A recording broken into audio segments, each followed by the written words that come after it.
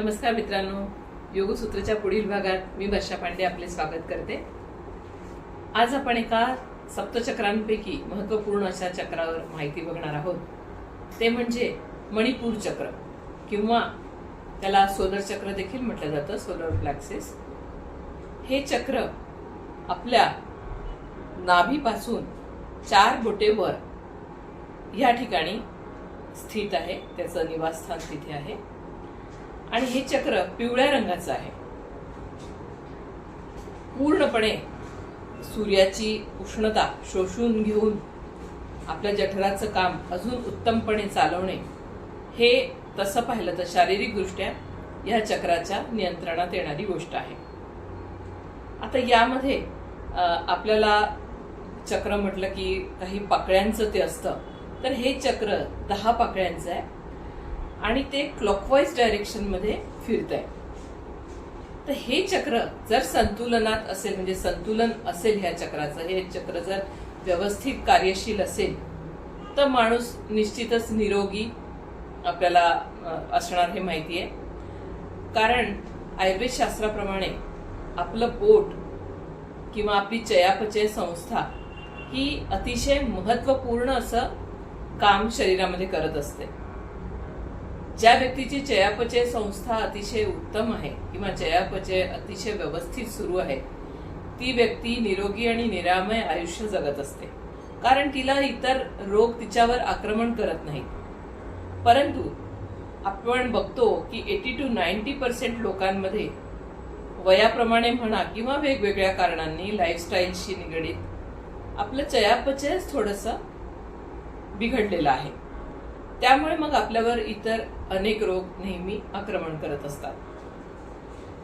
तर हे जे मणिपूर चक्र आहे, हे मणिपूर चक्र आपलं जठर व्यवस्थित ठेवण्याचं काम करतं।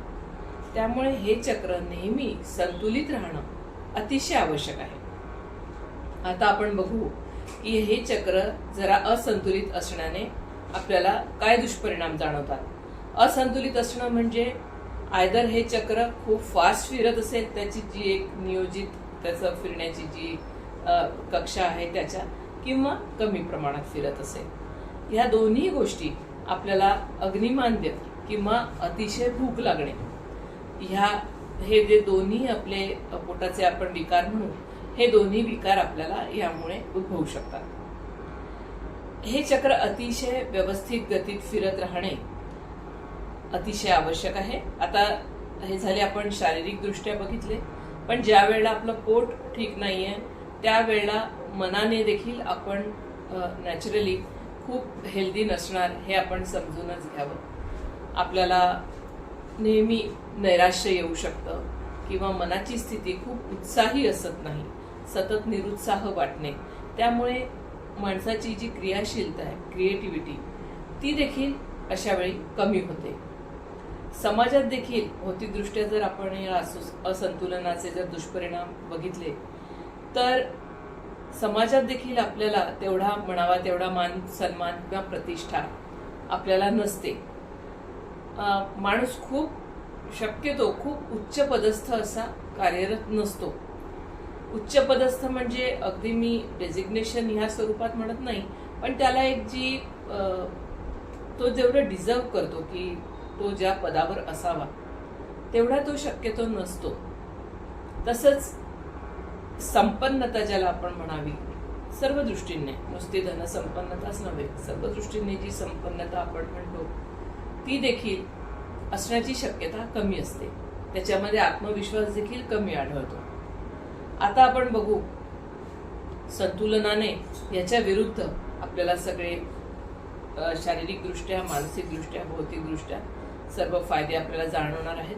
तो निरोगी निरामय आयुष्य जगतोच, त्याच्यात आत्मविश्वास भरपूर असतो, तो शक्यतो उच्च पदस्थ काम करतो आणि सगळ्या प्रकारची संपन्नता, धनसंपन्नता तर आलीच, सर्व प्रकारची प्रतिष्ठा समाजामध्ये त्याला असते। त्याचं जे माइंड आहे ते कायम संतुलित असतं, त्यामुळे विवेक बुद्धी नेहमी जागृत असते आणि विवेक बुद्धी ज्याची जागृत आहे ती व्यक्ती बहुतेक व्यवस्थित वेळी व्यवस्थित निर्णय घेते आणि त्यामुळे आयुष्यात भरपूर प्रगती करते. आता हे चक्र जर आपल्याला संतुलित करायचं असेल तर आपण काय काय करू शकतो. मी ज्याप्रमाणे म्हटलं की सूर्याची उष्णता शोषून घेत असतं हे जे चक्र आहे, त्याचं नावच सोलर चक्र आहे. तर त्यामुळे ज्याच्यामध्ये आपल्याला असं वाटतंय की आपल्यात असंतुलन आहे ह्या चक्राचं, त्याने सकाळ उठून सूर्याला नमस्कार करावा. सकाळ उठून म्हणजे अगदी उगवता सूर्य नको, कारण उगवत्या सूर्याची उष्णता तेवढी प्रखर नसते. एक थोडं आपण म्हणूया 8 ते 9च्या दरम्यानचं जे ऊन आहे, तर त्या उन्हात थोडं 10 मिनिटं उभं राहावं. त्या सूर्याला नमस्कार करणे म्हणजे आपण थोडा वेळ तिथे अर्घ्य देतोय, आपण थोडा वेळ त्या सूर्यप्रकाशामध्ये उभं राहतोय, हाच त्याचा अर्थ आहे. त्यानंतर सूर्यनमस्कार नियमित 12 तरी आणि सर्व मंत्रांसहित जर घातले तर फारच उत्तम, कारण बीज मंत्रांना देखील फार महत्व आहे.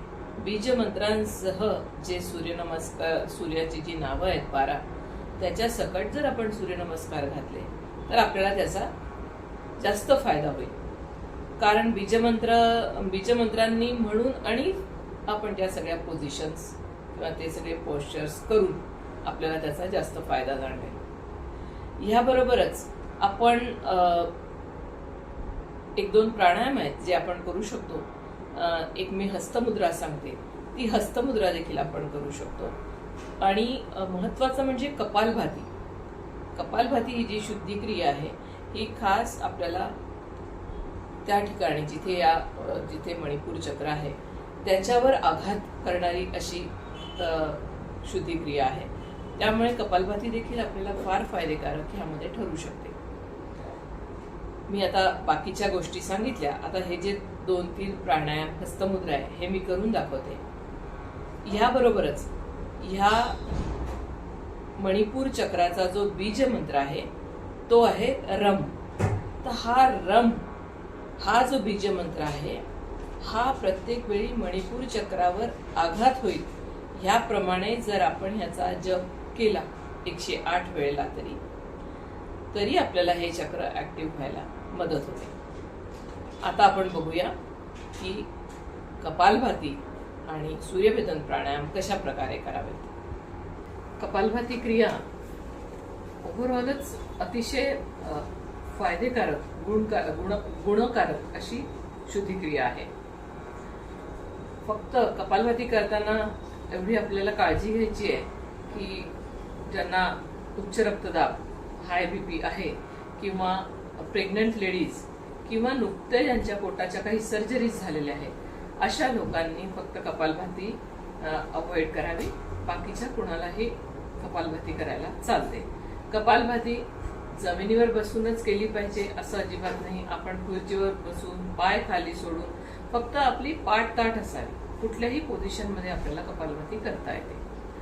पाठ ताठ असणं अतिशय गरज आहे. साधी मांडी जर आपण घातलेली असेल तर पाठ जनरली ताठ होत नाही. त्यामुळे मग थोडंसं बसताना आपल्या सीट खाली काहीतरी एखादी उशीची घडी, चादरीची घडी अशी फोल्ड करून ठेवली आणि मग आपण मांडी जर खाली ठेवलेली असली तर आपली पाठ ताठ होऊ शकते. कपालभाती सुरुवातीला आपण करतो त्यावेळी 20-20चे 3 आवर्तनं एवढीच करावी, पण ही हळूहळू वाढवत न्यावी. त्यानंतर ही आपण 5 मिनिटं, 7 मिनिटांपर्यंत, कोणी 100, 200, 300, 400 आपल्या बॉडी कॅपॅसिटी प्रमाणे ही करायची आहे. त्यामुळे मी असा एक आकडा सांगत नाही. आपल्या कॅपॅसिटी प्रमाणे आपल्याला सोसेल तेवढी ही क्रिया करायची आहे. मी एक 20चं आवर्तन फक्त करून दाखवते. श्वास झटक्यात बाहेर सोडायचा आहे आणि त्याच वेळी पोट आत खेचायचं आहे. श्वास आत घेणे ही क्रिया आपोआप सुरू राहणार आहे. आपल्याला त्याकडे लक्ष द्यायचं नाही.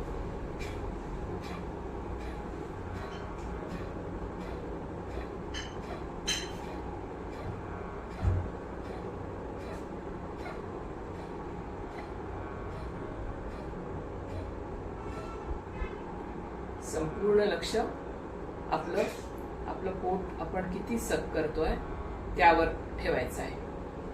ही झाली कपालभाती क्रिया.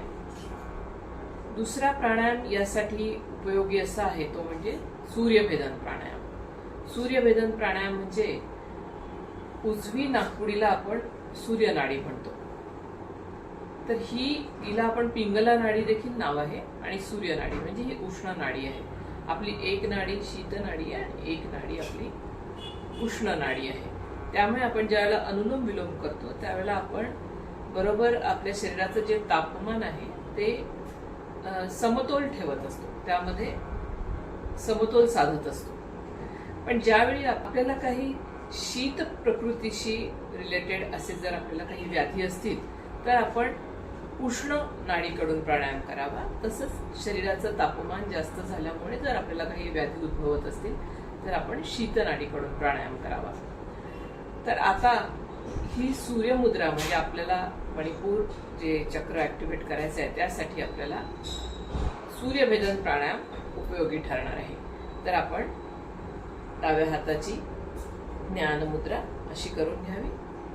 उजव्या हाताने आपण प्राणायाम करणार आहे यांची प्रणव मुद्रा करावी. पहिली 2 बोटं आत ठेवून शेवटच्या 2 बोटांनी डाव्या नाकपुडीला दाबून ठेवायचा आहे आणि आता उजव्या नाकपुडीने श्वास घ्यायचा आणि उजवीने तो सोडायचा.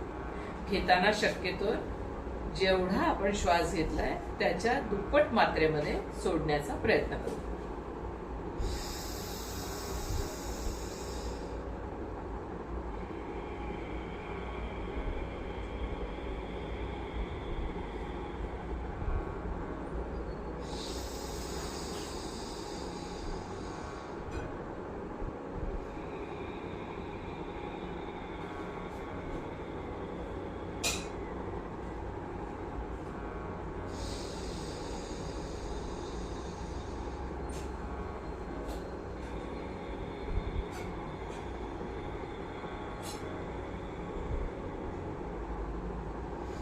याप्रमाणे किमान 5 वेळा ते 10 वेळा सूर्यभेदन प्राणायाम करायचा आहे. त्यानंतर आपण करणार आहोत एक हस्तमुद्रा. तिचं नावच आहे सूर्यमुद्रा. पृथ्वी मुद्रेच्या विरुद्ध ही मुद्रा आहे. ह्या मुद्रेमध्ये आपली अनामिका आपल्याला अंगठ्याच्या मुळाशी दाबून ठेवायची आहे आणि त्यावरून अंगठ्याचा दाब द्यायचा आहे. ही झाली सूर्यमुद्रा. दोन्ही हातांनी आपण ह्याच प्रमाणे करून घेणार आहोत. ही झाली सूर्यमुद्रा. आता ह्या सूर्यमुद्रेमध्ये आपल्याला सुरुवातीला 15 ते 20 मिनिटं थांबावं, कारण उष्णता पण एकदम वाढून चालणार नाही शरीरामध्ये. या सूर्यमुद्रेचे अजूनही फायदे आहेत. आपल्याला फॅट लॉस व्हायलाही याने मदत होते. सुरुवातीला 15 ते 20 मिनिटं आपण ही मुद्रा करावी. आपल्याला जर असं वाटलं की आपल्याला यांनी काही त्रास होत नाही तर मग आपण हळूहळू वाढवत नेऊ शकतो. जास्तीत जास्त अर्धा तास, त्यापेक्षा जास्तही करू नये. तर ही सूर्यमुद्रेने देखील आपल्याला मणिपूर चक्र ऍक्टिव्ह व्हायला मदत होणार आहे. आता याच्यावर मी बीज मंत्र सांगते. मणिपूर चक्राचा बीज मंत्र आहे रम. तर रम असं आपण आघात देऊन रम शब्द म्हणायचा आहे. असा आघात दिल्याने आपल्याला जाणवेल की तो आघात बरोबर मणिपूर चक्रावर येतो आणि अशा प्रकारे आघात देऊन देऊन आपण ह्या बीज मंत्राचा जप करायचा आहे. अगदी मनातल्या मनात जसं आपण राम राम राम राम म्हणू तसं आपल्याला म्हणायचं नाही. आपल्याला प्रत्येक वेळी आघात येतोय की नाही तिकडे लक्ष देऊनच हा बीज मंत्र म्हणायचा आहे. डोळे मिटून घ्यायचे शांतपणे. इथे मणिपूर चक्रावर लक्ष ठेवायचं आहे. इथे मी सांगितलं पिवळ्या रंगाचं हे चक्र आहे. तर एक पिवळं चक्र असं क्लॉकवाईज डायरेक्शन मध्ये फिरतंय असं आपल्याला डोळ्यासमोर आणायचं आहे. आणि त्याबरोबरीनेच जसं जसं आपण या मंत्राचा जप करत चाललोय हळूहळू हे चक्र याची कक्षा विस्तारित होत जाते असं पण आपल्याला भावना मनात ठेवायची आहे. याचा जप कशा प्रकारे करायचा मी एक 5 वेळा आपल्याला करून दाखवते. शांत बसायचं आहे. 1-2 मिनिटं श्वासावर लक्ष ठेवू. याचं स्थान कुठे आहे मणिपूर चक्राचं तर आपल्या नाभीच्या 4 बोटं वर. आपण आपले 4 बोटं नाभीला लावून वर एक अंदाज घ्यायचा की याचं स्थान ह्या ठिकाणी आहे. तर आपण थोडा आपला एक हात त्या ठिकाणी ठेवायचा, म्हणजे आपल्याला डोळे मिटल्यावरही ते स्थान लक्षात यावं. आता या ठिकाणी आपण ते चक्र इमॅजिन करायचं आहे, पिवळ्या रंगाचं गोल फिरत असलेलं. आणि आता आपण बीजमंत्राचा उच्चार करणार आहोत. रम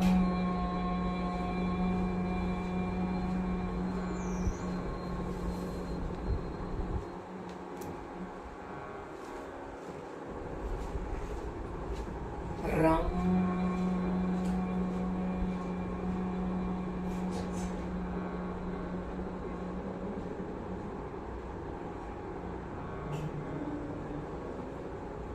रम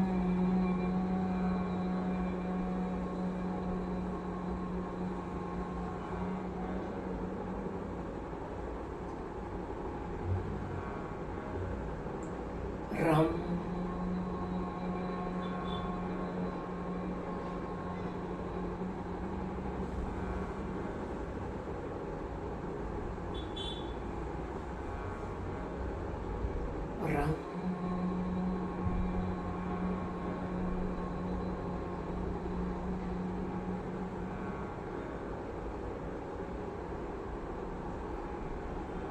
याप्रमाणे 11, 21, 51, 108 जेवढा आपल्याला वेळ आहे,